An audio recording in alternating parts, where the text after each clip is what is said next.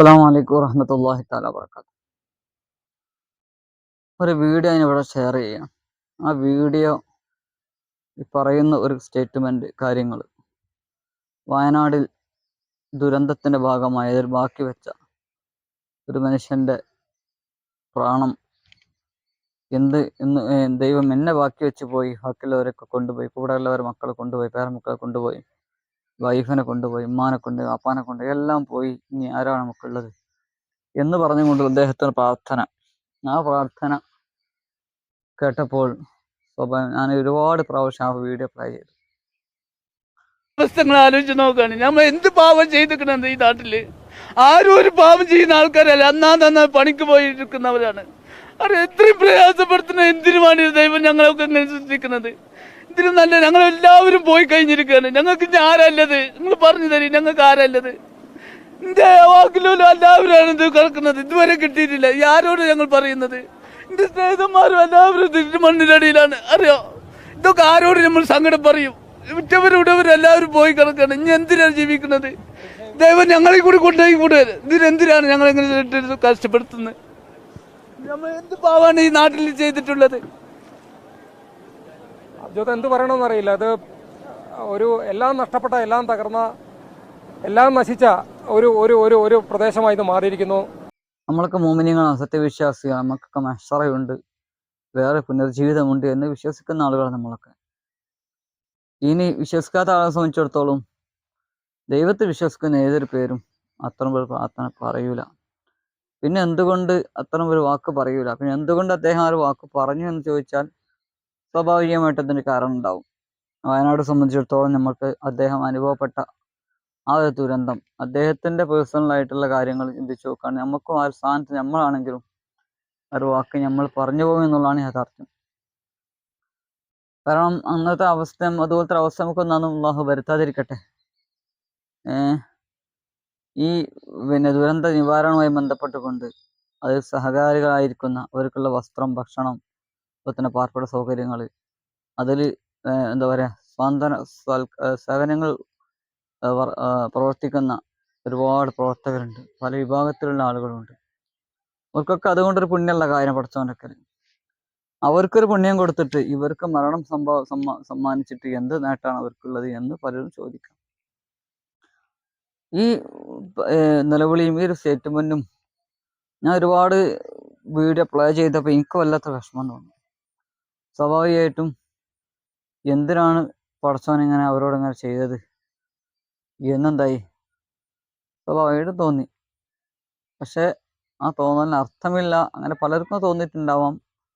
ആ വീഡിയോ അങ്ങനെ തോന്നാൻ അർത്ഥമില്ല എന്ന് ഒരു ഉത്ബോധിപ്പിക്കുക, ഒരു ഓർമ്മപ്പെടുത്തൽ മാത്രമാണ് നമ്മളിത് പറയുക. കാരണം നമ്മൾക്ക് ചിന്തിക്കുക, ഭൗതികമായ ജീവിതം എന്ന് മുസൽമാനെ സംബന്ധിച്ചിടത്തോളം നശ്വരമായ ജീവിതമാണ്. ഭൗതികമായ എല്ലാ കാര്യങ്ങളും ഇവിടെ സംഭവിക്കുന്ന കാര്യകാരണമായ ബന്ധത്തിന് അധീനമായി കൊണ്ടാണ്. കാര്യകാരണങ്ങളില്ലാതെ ഒരു സംഭവം നടക്കൂല. നമ്മൾ കാണുന്ന എല്ലാ സംഭവങ്ങളും നോക്കൂ, ഓരോ ഈ കാണുന്ന നെൽപ്പാടങ്ങളും തെങ്ങുകളും വൃക്ഷങ്ങളും ഈ മനുഷ്യന്മാരടക്കം ഒരു കാരണത്തിന് അടിസ്ഥാനത്തിൽ ഉണ്ടായവരാണ്. ഇന്നല്ലെങ്കിൽ നാളൊക്കെ നമ്മൾ പോവേണ്ടവരാണ്. ഈ പറയുന്ന ഞാനടക്കം നമ്മുടെ ചുറ്റുഭാഗത്തുള്ള മനുഷ്യന്മാർ എല്ലാവരും അള്ളാഹുവിൻ്റെ പഠിച്ചവൻ്റെ റബ്ബീന. ആത്മാവ് എന്താണെന്ന് നിങ്ങളോട് ചോദിക്കപ്പെട്ടപ്പോൾ ആ സഹാബത്തെ ചോദിച്ചല്ലോ, ആത്മാവ് ഇവിടെ നിന്ന്. അപ്പം അതിനെക്കുറിച്ച് നിങ്ങൾ ചിന്തിക്കണ്ട, ഇത് എൻ്റെ റബ്ബിൻ്റെ കാര്യത്തിൽ പെട്ടതാണ്, അതിനെക്കുറിച്ച് നിങ്ങൾ ആലോചിക്കണ്ട എന്നാണ് പറഞ്ഞത്.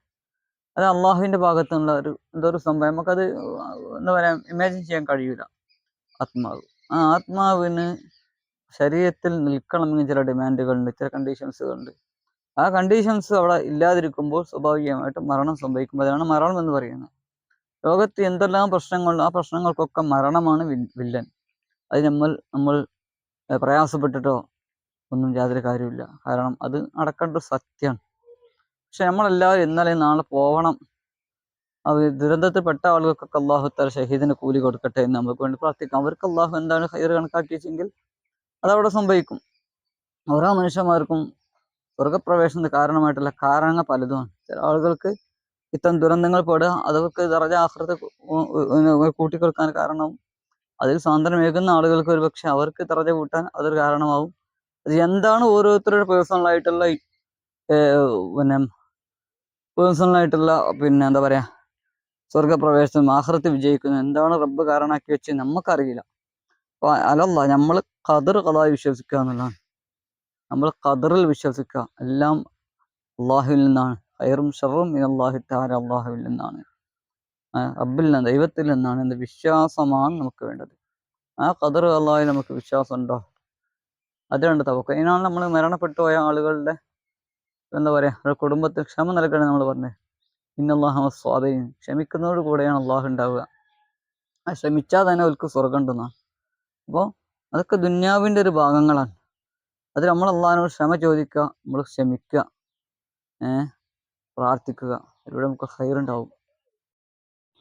വിശുദ്ധ ഖുർആൻ അള്ളാഹു പറയുന്നത് കാണാം, വലനബ്ലുവന്നകും ബിശൈഇൻ മിനൽ ഖൗഫി വൽ ജൂഇ വനഖ്സിൻ മിനൽ അംവാലി വൽ അൻഫുസി വസ്സമറാത്ത് വബശ്ശിരിസ് സ്വാബിരീൻ. തീർച്ചയായും നാം വിശപ്പ്, ഭയം, ശരീരം, അതുപോലെ തന്നെ വലംഫുസ് വസ്സമറാത്ത് പഴവർഗ്ഗങ്ങളിൽ പല നിലക്ക് നമ്മൾ പരീക്ഷിക്കുന്നതാണ്. ബശ്ശിരി സ്വാബരീൻ, ക്ഷമാശീലരായിരിക്കുന്ന ആളുകൾക്ക് സ്വർഗമുണ്ടെന്ന് അവരോട് നീ സന്തോഷ വാർത്ത അറിയിക്കുക.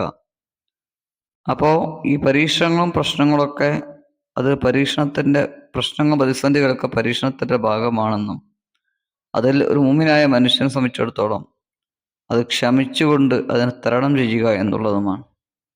അവിടെ അസാബത്തും മുസീബത്തും ഖാലു ഇന്നാ ലില്ലാഹി വ ഇന്നാ ഇലൈഹി റാജിഊൻ, നമ്മളെല്ലാം അള്ളാഹുവിനുള്ളതാണ്, ഇന്നലെ നാളെ അള്ളാഹുവിൻ്റെ അടുക്കേക്ക് മടങ്ങാനുള്ളവരാണ് എന്ന ഒരു ചിന്തയിൽ നമ്മൾ മനസ്സ് നന്നാക്കി, നിയ്യത്ത് നന്നാക്കി അള്ളാഹുവിൻ്റെ അടുക്കലേക്ക് എപ്പോഴും പോകാൻ റെഡിയായിട്ട് നിൽക്കുക. അള്ളാഹു നമുക്കൊക്കെ മരിക്കുന്ന സമയത്ത് ലാ ഇലാഹ ഇല്ലല്ലാഹ് എന്ന കലിമത്ത് ഉച്ചരിച്ച് മരിക്കാനും അതുപോലെ തന്നെ അപകട മരണങ്ങളിൽ നിന്ന് അള്ളാഹു നമ്മളെ കാത്തുരക്ഷിക്കുകയും ചെയ്യുമാറാവട്ടെ.